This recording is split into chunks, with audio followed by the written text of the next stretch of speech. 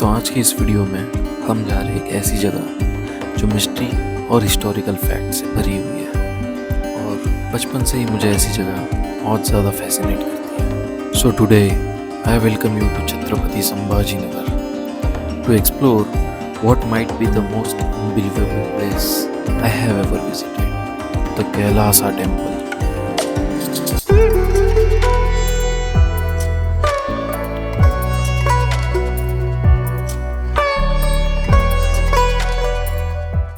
अब जैसे ही आप इस बड़ी सी एंट्रेंस से अंदर स्टेप करते हो, आपको दिखती है गजलक्ष्मी जी की एक बड़ी सी प्रतिमा। And then, as soon as you step aside, the sheer scale of this place just hits you. कि अब तक जिसे हम एक नॉर्मल सी केव समझ के, एक टेम्पल समझ के देखने आए थे, उसे हम पूरी तरह से अपनी आंखों में समा भी नहीं सकते।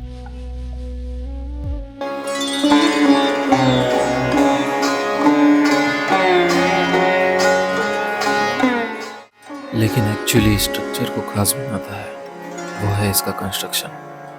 Because this temple wasn't built stone by stone.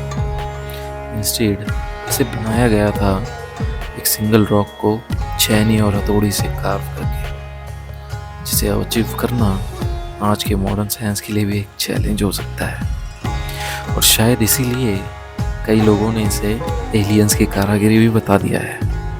अब अगर इस टेम्पल के पर्सपेक्टिव की बात करें तो इस टेम्पल की हाइट है कुछ 98 feet tall, which is double the size of Parthenon in Athens. And remember कि यहाँ का हर पिलर, हर स्कल्पचर, हर सीलिंग जो आप देख रहे हैं वो एक सिंगल जायंट बेसाल्ट रॉक का पार्ट है। And that's why this is the largest monolithic structure in the world. अब जहाँ हम एक बिल्डिंग को उसका फाउंडेशन क्रिएट करके नीचे से ऊपर की तरफ बनाते हैं, इसके आर्किटेक्ट्स ने उसके एग्जैक्ट अपोजिट करते हुए इसे ऊपर से नीचे की ओर कार्व किया। और शायद सही भी है कि जब तक दुनिया से अलग कुछ नहीं करोगे तब तक तुम शायद ऑर्डिनरी ही रह जाओगे। अब इसके फैक्ट्स यही ख़त्म नहीं होते, क्योंकि आपका दिमाग सोच में पड़ जाता है जब आपको पता चलता है कि यहाँ से 2 लाख टन से भी ज़्यादा पत्थर इस मंदिर को बनाते हुए निकाला गया था। लेकिन वो कहाँ गया, उसका नामो निशान आज भी किसी को पता नहीं है। लेकिन सवाल अब भी यही है कि इसे किसने बनाया। अब इसके लिए हमें समय में पीछे 8th सेंचुरी में जाना होगा, जब राष्ट्रकूटा डायनेस्टी के राजा कृष्णा फर्स्ट ने इस टेम्पल को बनवाया, जिसकी इंस्पिरेशन शायद से लॉर्ड शिवा का अपना घर माउंट कैलाशी था। इसके साथ ही ये डिक्लेरेशन था उनकी पावर, डिवोशन और आर्टिस्टिक सुप्रीमेसी का।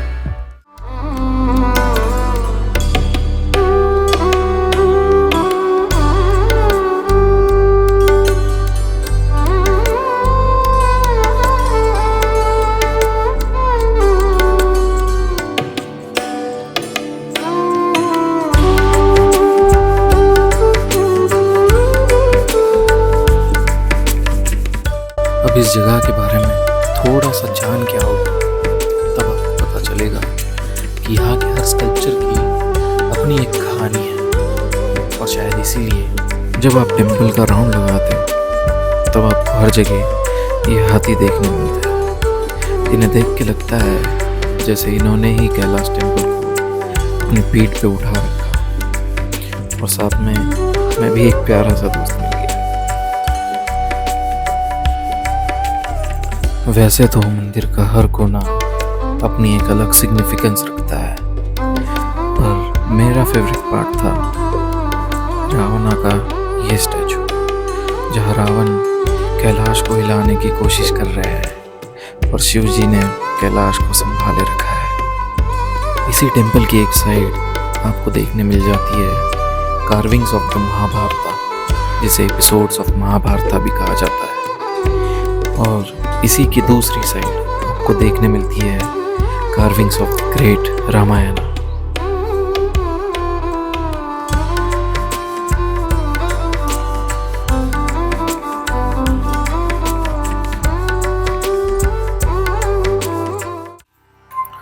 कैलासा टेम्पल विजिट करने के बाद आप और भी काफ़ी सारी केव्स विजिट करने जा सकते हैं, स्पेशली केव नंबर 15, जहां आपको काफ़ी सारे हिंदू भगवान के कार्विंग्स देखने को मिलेंगे।